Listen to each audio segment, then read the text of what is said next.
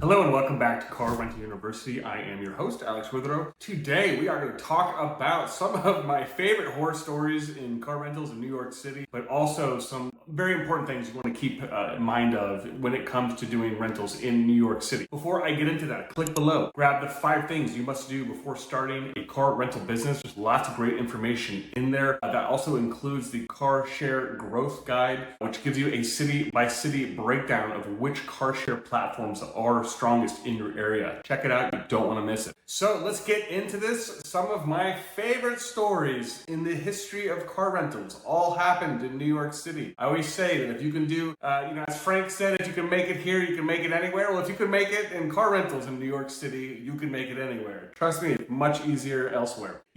As I go through this today, if you are in the New York City area, which I assume you would be, New York, honestly, is one of the strongest markets in America now. I would say it's probably a top 3 market for car sharing in America. Ever since Turo and Getaround opened up there about a year and a half ago, it has quickly exploded. There is a lot of opportunity in New York City with regards to car rentals. So I would not be afraid of getting into it. However, if you want to do car rentals in New York City, there is a lot more research that you need to do to understand the market and the nuances of the market than like any other market. Okay, so this market is spectacularly complex and you need to understand some of the things. But let's get into some of my favorite stories. First of all, repos. When I first started doing rentals in New York City, I had dudes, I had a handful of cars get stolen over the first 2 years and I had to go back and steal them myself. Now, in those days, I wasn't really aware of repo type companies or whatnot. We didn't have GPS trackers back in 2016 when I first started this. So imagine I got this brand new, nice Toyota Highlander. I put it out there for rental and, there's no tracker on it. I don't know of any repo companies. There's just this dude who takes my car and then for 3 weeks hasn't paid me and is like, yeah, I think I'm just going to keep this. And he just doesn't follow up. So what do you do in that scenario? Well, I finally figured out where the car was. It wasn't too far from where he lives, which is a little north of New York City. I went up there at 12 a.m. at night and brought my spare key. I actually found the car and I stole it back. Now, the irony is that he had left his wallet in the car, which I found so funny.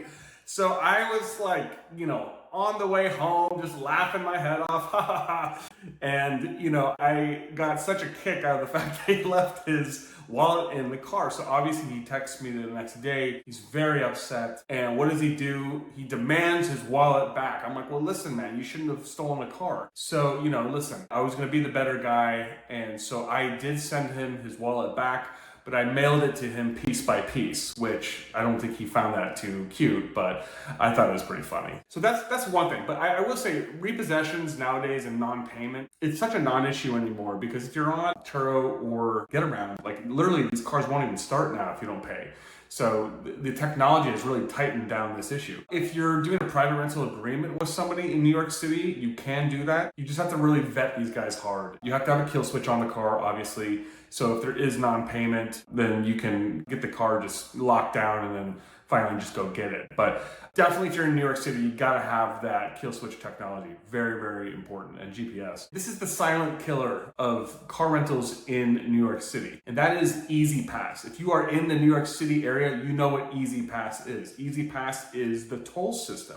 Like I said, before the days of GPS and trackers, this was a huge headache. When I first got into this, I didn't realize that drivers had to have their own Easy Pass fob to mount on the top. And so my first renter just took the car and drove through all the tolls up and down New York City. And boy, did I get a lot of violations in the mail. So that was a whole mess. But now with the Getaround Connect system, or if you're using that or any other system, usually these things are synced up with Easy Pass. And so if somebody rents your car on Getaround and they take it through an Easy Pass, it'll bill them directly, which is great. If they are on a private agreement and you've got the Connect system and they run through an Easy Pass, it'll bill you, but you can email them, forward the email to them and, send that information to them. I typically, if you're in the New York City area, I would take a small deposit for tolls, maybe $100. Definitely just get them to have their own fob. That's the easiest way to deal with it. so that you're not getting rung up for tolls. But this was a big problem for me back in like 2016, 2017. I had like stacks of mail, coming in from Easy Pass, total mess, total mess. But nowadays it's so much easier to deal with this situation with trackers and whatnot that are totally synced up with Easy Pass. So, the technology on that has vastly improved, thank God. Another thing you gotta really watch out for: parking and camera tickets. You have to understand that New York City is a city that the mentality of the city is how much money can we extract out of you through parking and camera tickets. It's a huge money generator. And so when somebody takes your car, a lot of times people want to take a rental because they don't want to deal with camera tickets and they think they won't have to pay it. Well, they will. So a lot of times when someone gets a rental, they think, oh, this is not my car, I'll drive it however I want. And so that mentality gets them into a situation where they will drive crazy, and they get a bunch of camera tickets, speeding tickets, etc. So that's something you have to really be careful of. It's even to this day, even though when the camera ticket is mailed into you and you have to, show that to Getaround or Turo or whoever, it's still a lot of work to scan that ticket and submit it for reimbursement. And you have to pay that out of pocket in the near term. You won't get like a ton of those. You probably get maybe 5 to 7 a month. That may seem a lot. Like I would say you get like 1 or 2 of those per car throughout the month, but it's not the end of the world, but it is a lot of extra work. I would definitely recommend, if you are dealing with this, like automating this somehow through, somebody, like get a virtual assistant or something like that. I would definitely recommend automating that. But, this is a very common problem in New York City. It is really kind of a tough thing to deal with, and it's a very time consuming thing. That's something that I had to deal with, but it gets better, I will say, over time. And I do think the technology is improving as well. Another problem I used to run into was drug running, and this problem has been curtailed quite a bit. But I used to see, when I would get my cars back, in the morning after a late night rental, and I'd see mysterious white powders in the trunk or whatever, and strange smells. So I know that Getaround's risk technology has really worked to address this sort of thing. I know for Getaround, they pretty much won't let anyone rent the cars at 11:30 p.m. or 12 a.m. anymore, because the risk of that ride turning into something naughty is very high. I mean, that's just the reality, but any of those late night rentals is typically not a good sign.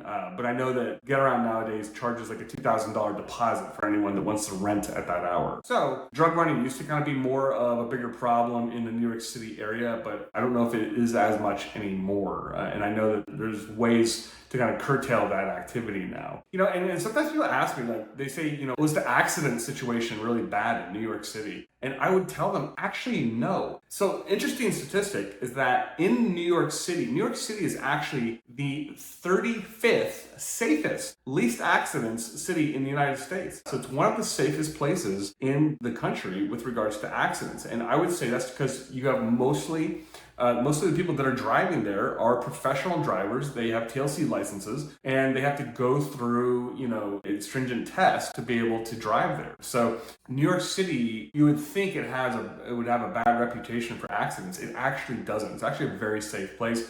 I had very few accidents when I was in New York City. The city I had a ton of accidents in was Atlanta, so that's another story. But all that to say, surprisingly, New York City is actually a pretty safe place. If you're looking to get into rentals, click below. You'll see my consult link, especially in New York City. If you are trying to get into rentals in New York City, a lot of my clients are in New York City, and I'm more than happy to help you and sort with that out. Before I go, click below, grab the 5 things you must do before starting a car rental business. I will catch you in the next episode. Thank you.